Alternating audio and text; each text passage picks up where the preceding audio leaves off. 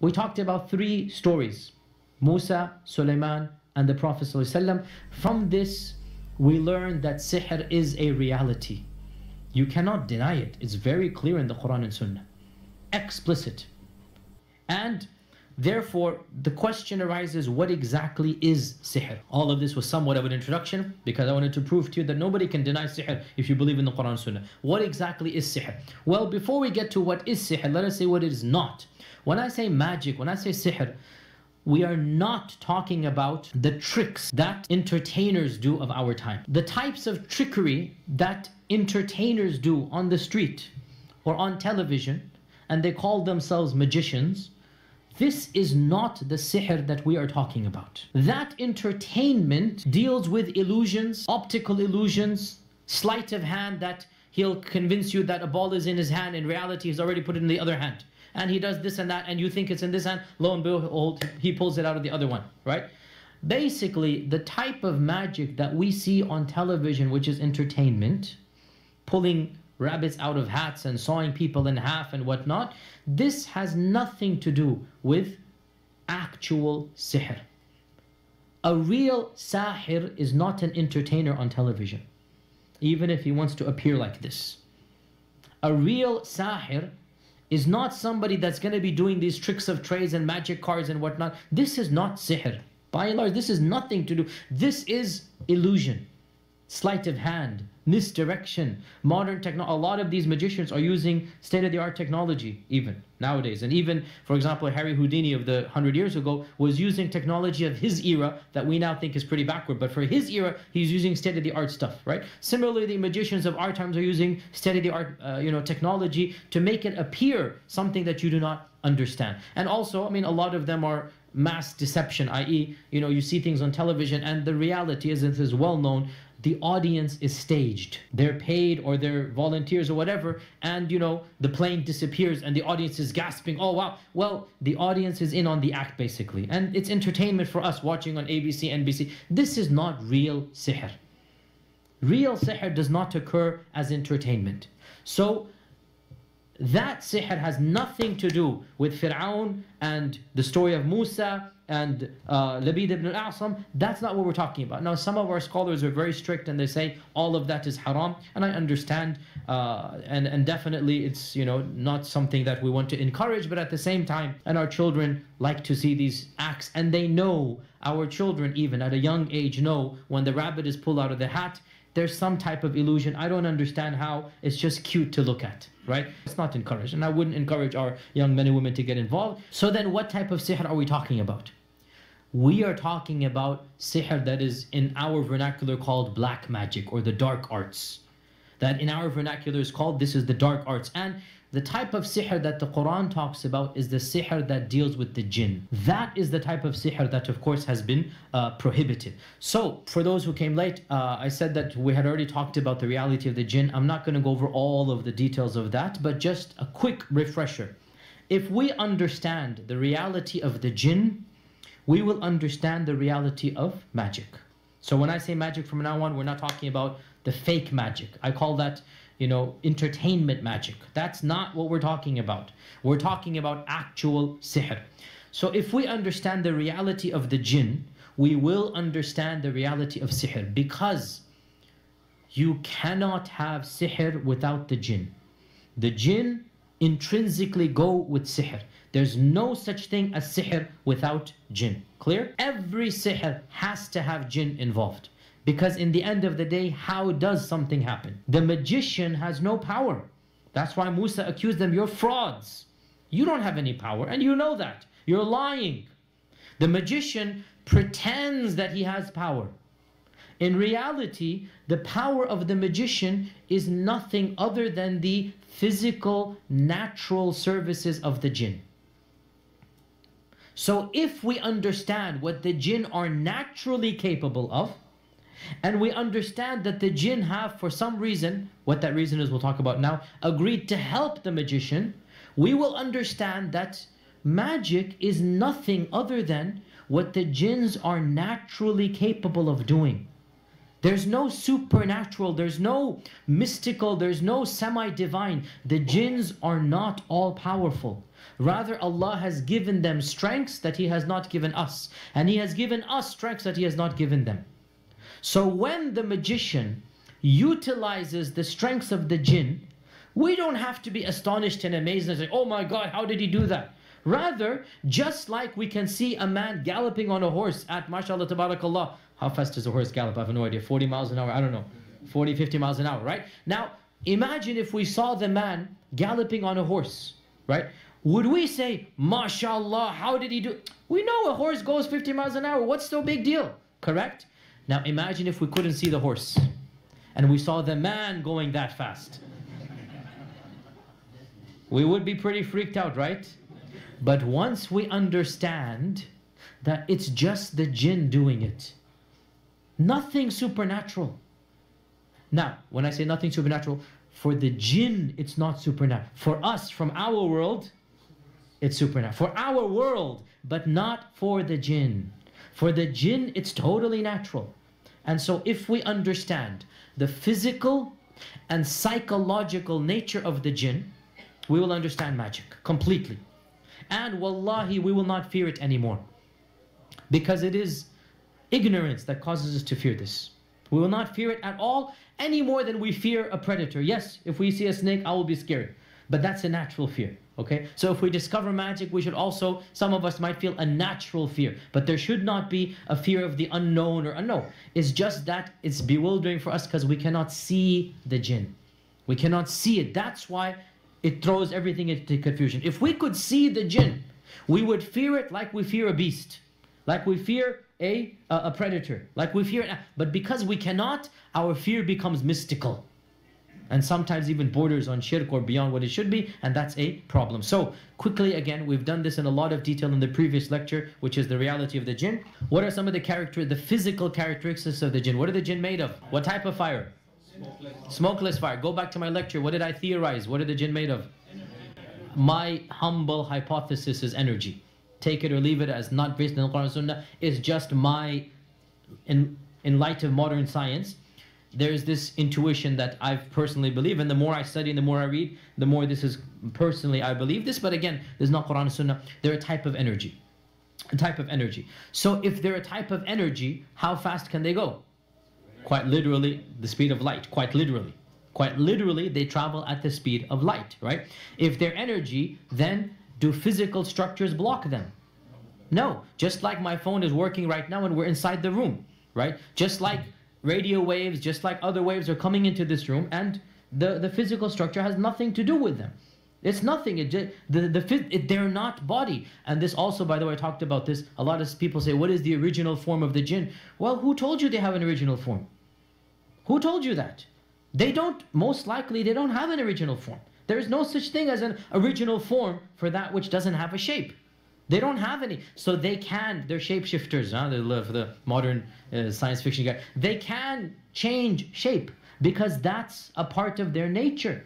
That Allah created them so that they can accommodate. They're not a particular body. So they have, they're made out of smokeless fire, so this makes them invisible to us, right? And this also, so they have the capacity to, and this is, we know this from the Quran and Sunnah, we also know this from our own experiences. They have the capacity to transfer from one energy to another. I'm using my vernacular. So they can become physical and they can be seen to us when they want to. So how do they do that? In our modern vernacular, they'll simply shift into the color spectrum of light waves. Because for us, what's the only energy we can sense and feel? It's a very, very small window. This is physics, by the way, or the physics guys here. What is the only energy that we can see, I should say? It's a very small window, and that's red, orange, yellow, blue, indigo, violet, green, blue, indigo, violet, the colors of the spectrum, right? So the jinn have the capacity to just move their energy into that level, if you like, and they can then appear to us. They have the capacity to project their voice so that we can hear the energy of the sound. But it's all energy. It's all, that's a part of who they can be. So they are invisible And Allah says in the Quran, إِنَّهُ يَرَاكُمْ هُوَ وَقَبِيلُهُ مِنْ حَيْثُ لَا تَرَوْنَهُمْ. Iblis and his tribe can see you from places you cannot see them. So in this regard, they have the upper hand. They can see you and you cannot see them. They can make their presence known to you. You don't have any clue where they are or not. Okay. Also, we learn that the jinn, generally speaking, are more stronger than men physically. This doesn't mean they have infinite power. Only Allah has that power. It just means that an average jinn is physically stronger than an average man. Just like an average man is physically stronger than an average woman. That's all it is. Therefore, some jinns are weaker than average people. Some jinns are weaker than a child. But average strength of a jinn is stronger than the average strength of a man. This doesn't mean they're all powerful. This means maybe you need 3, 4, 5 people to hold a jinn down if they're in a body, let's say. Doesn't mean that they're all powerful, right? Only Allah Azza wa Jal is. Also, once you understand, again, your fear becomes natural rather than supernatural. And another thing that we learned from the story of Sulaiman and Sheba, Bilqis, the queen of Sheba, another thing that we learn is that the jinn have a very unique power, which is truly bizarre, and physicists who are Muslims should really marvel at this, and that is the power to transform matter into energy and back into matter again. And that's something that we are trying to figure out how to do. E equals mc squared. Energy and matter are related, we know this. And the jinn have the power to do this. How do we know this? The throne of Bilqis, or the queen of Sheba, the throne that from Yemen to Jerusalem, قَالَ عِفْرِيتٌ مِّنَ الْجِنِّ. Now, jinns, we talked about this in the last class, there are many levels, and ifrit are the most evil and the most powerful. Ifrit are what Western literature calls demons of the jinn. These are the worst of the worst. So the ifrit said, I can bring you the throne before you even stand up, which makes total sense, physically speaking, from physics, I mean. If the jinn can go and come back at the speed of light, and this one jinn is so powerful, and now again, this is my 2 cents, and I said this in the other class, it is as if Allah is saying this is the max that any jinn can possibly do. Because Sulaiman had control over all the jinns. And one of them said, just one, which means the rest, they don't have that power, right? So we need to put things into perspective, that the jinns are not all of them so powerful. We have some, there's a lot of noise in the back, if we can, if we can outside, if you can have the children, maybe go to the other room. So the fact that one only said that he can do this clearly shows what? That the rest are not qualified to do it. And that was the strongest and the best. So therefore we need to understand that what is the strength of the strongest jinn that maybe we have ever seen. He can pick up the throne of Sheba. Okay, in these days a crane can do that. I'm just saying, right? It's not as if the jinn can pick a star up or the moon. You see what I'm saying? It's a physical strength that we can understand. And what was miraculous, or not, I should say, what was supernatural for us was what? Is that to transport it. And it is well known that this throne is going to be inside the palace, that if he were to take the throne, it would not be flying in the air. People are not going to see it flying. Rather, it would disappear there and appear in front of Sulaiman, which means what? E equals mc squared here, right? Einstein was probably right in this regard. So is beam me up, Scotty, right? This is what, and this is what we believe, if we believe in the story, that it is possible. Whether we will ever have that power, I would say never. I don't think so. But what do we learn from this? Somehow the jinn have that power. Somehow the jinn have the power to take matter, transform it to energy, take it all the way back, and then reproduce it, right? And by the way, this is something that is well known, mutawatir, from the stories of what's happening and whatnot, that it is possible for a magician to just produce an item that was lost, literally, and he goes, here it is, right? Or looking into crystal balls and whatnot that we see, that you see things in there. And these are the jinns that you see playing around and whatnot. You know, so all of this, it is possible, and we know this from our own experiences in humanity. So therefore, what is magic? Magic is the magician. Magic is the magician getting the jinn to do his tricks. What are the tricks? What would the jinn have what would the magician have the jinn do? So whatever the magician is paid to do. Whatever the magician is paid. Somebody will come to the magician and say, I want this man's business to go bad. I want their marriage to fail. I want them to have no children. This is the common reasons, right? And so the magician will get the jinn. I'll get to how he'll get it. The magician will get the jinn to go and do things. What will the jinn do? Whatever the jinn does is something we now understand is physical and natural for the jinn. For the jinn, not for us. For the jinn. So what's going to happen? Well, the people are not going to come to his business. Why wouldn't people come to his business? If somebody walks by the business, they will hear some waswas or saying, don't go there, whatever. So these are waswas the jinn is putting in, right? Or some physical calamities can happen that are inexplicable. That a man is just walking and all of a sudden, you know, the owner of the business, the one that sihr was done, he just slips, a really bad slip. You ask him, how could you slip in the middle of the day? There was no, I don't know, I just put my foot. In other words, the jinn's physically pushing him, right? And multiple slips. It's like, I don't know what's happening, because he doesn't understand what's happening. Multiple times now we're not talking about, here's the point, I'm going to come to it, jumping the gun. If you can understand why things are happening. Classical cartoon story. If there's a banana right there and you slip on the banana, there's no magician, there's no sihr. Okay? I'm being stereotypical here, but you get the point here. If you see a physical cause and you trip on or something, then no. If you have a bad product and nobody's buying it, this is not sihr. Okay? This is not sihr. Okay? Rather, if it's inexplicable, and I'm going to come to how do we know if it's sihr or not, that multiple times things are happening. And again, the standard example is not having children, that miscarriages all the time miscarriages, one after the other.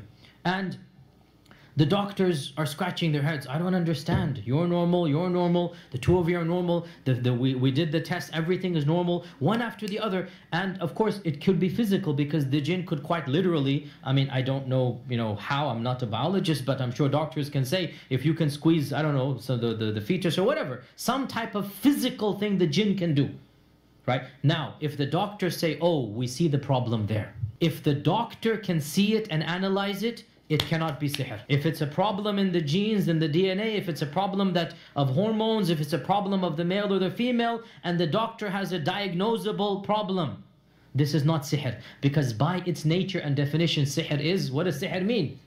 Hidden, you don't understand it, right? Anytime the cause is clear and physical, it's not sihr. So if the doctor says, you know, I'm sorry, but you have a hormonal issue, you have too much of this, too much of that, or too little of this, this is clearly not sihr. But if the doctors are scratching their head, or, you know, pains or bruises or whatnot, and the doctor's like, I don't know, we don't know what's going on. This is a disease that is beyond anything. And every doctor, specialist you go to, they just don't understand what is happening here. So this is what we would call a type of sihr. But from the jinn's perspective, the jinn is not doing anything. The jinn is basically not saying kun fayakun. Only Allah has that power. The jinn does not have what we would call genuine supernatural power or divine power. Is that clear? That's what I want to get across to you. Whatever the jinn is doing, the jinn has the power to do physically. Because the jinn can enter the body, and the jinn has access to the blood. As we know, the Prophet said the jinn runs in the blood, right? And the jinn has other powers we might not know about. But it's physical for the jinn and not supernatural. So, all sihr is basically jinns doing their tricks. Clear? Now, the next question. We understand then what sihr is, and that's the jinn doing its tricks. The question therefore is, why would the jinn do it? Why would he do it? We understand what's going on. But the question is, why would he do it? And this is where I'm going to destroy one of the most incorrect myths about black magic that is absolutely dead wrong. And we need to get this out of our minds completely. The myth is that the magician controls the jinn. This is a myth. This is a lie. This is completely wrong. And the jinn has other powers we might not know about, but it's physical for the jinn and not supernatural. So all sihr is basically jinns doing their tricks. Clear? Because the jinn can enter the body, and the jinn has access to the blood. As we know, the Prophet said the jinn runs in the blood, right? And the jinn has other powers we might not know about, but it's physical for the jinn and not supernatural. So all sihr is basically jinns doing their tricks.